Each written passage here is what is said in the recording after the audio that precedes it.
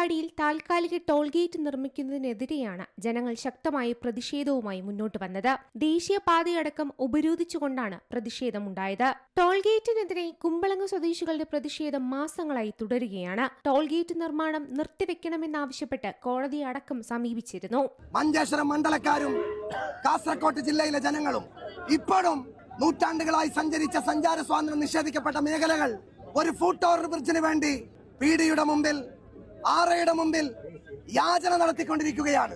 ആരിക്കാട് കടവത്തടക്കമുള്ള മാവിനക്കെട്ട് അടക്കമുള്ള സ്കൂളുകളുടെയും കോളേജിന്റെയും മുറ്റങ്ങൾ അടക്കമുള്ള തലപ്പാടി മുതൽ ഈ ജില്ലയുടെ അങ്ങേയറ്റം വരെ ഫുട് ഓവർ ബ്രിഡ്ജിന് വേണ്ടി കാത്തു നിൽക്കുന്ന സമയത്ത് ധൃതി പിടിച്ച് ആരോടും ആലോചിക്കാതെ DDCയിൽ 5 MLA ശക്തമായി പ്രതിഷേധിച്ചിട്ടും MP ശക്തമായി പ്രതിഷേധിച്ചിട്ടും ഇല്ലീഗലായി ടോൾ സ്ഥാപിക്കാനുള്ള ശ്രമവുമായിട്ടാണ് national highway authority of India മുന്നോട്ട് പോകുന്നത്.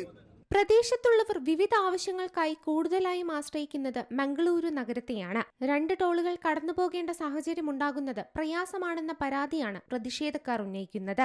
ഈ ടോള് യഥാർത്ഥത്തിൽ വരേണ്ടത് നിങ്ങൾക്ക് എല്ലാവർക്കും അറിയാവുന്ന നമ്മുടെ സെൻട്രൽ യൂണിവേഴ്സിറ്റി സ്ഥിതി ചെയ്യുന്ന പെരിയയിലാണ്. ആ പെരിയയില് എന്തുകൊണ്ട് ടോൾ നിർമ്മിക്കുന്നില്ല? ആ ടോൾ നിർമ്മിക്കാത്തത് അവിടെ കൺസ്ട്രക്ഷൻ ഏറ്റെടുത്ത മേഗാ കമ്പനിയുടെ വർക്ക് ഇതുവരെ പൂർത്തീകരിക്കാൻ കഴിഞ്ഞിട്ടില്ല.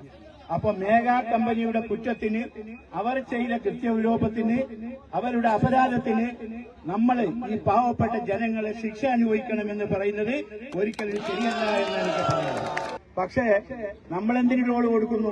എനിക്ക് പറയാനുള്ളത്, അത് നമ്മൾ ടോൾ കൊടുത്തില്ലെങ്കിൽ ഈ ഭാഗത്തു കൂടി പോകുന്ന വാഹനങ്ങളിൽ നിന്ന് ടോൾ പിരിക്കാൻ കഴിയുന്നില്ല എങ്കിൽ ചില നഷ്ടം വരുമായിരിക്കാം. അത് ഞങ്ങൾക്ക് മനസ്സിലാക്കാൻ ആ നഷ്ടം മേഗാ കമ്പനിയിൽ ഈടാക്കണമെന്നാണ് എനിക്ക്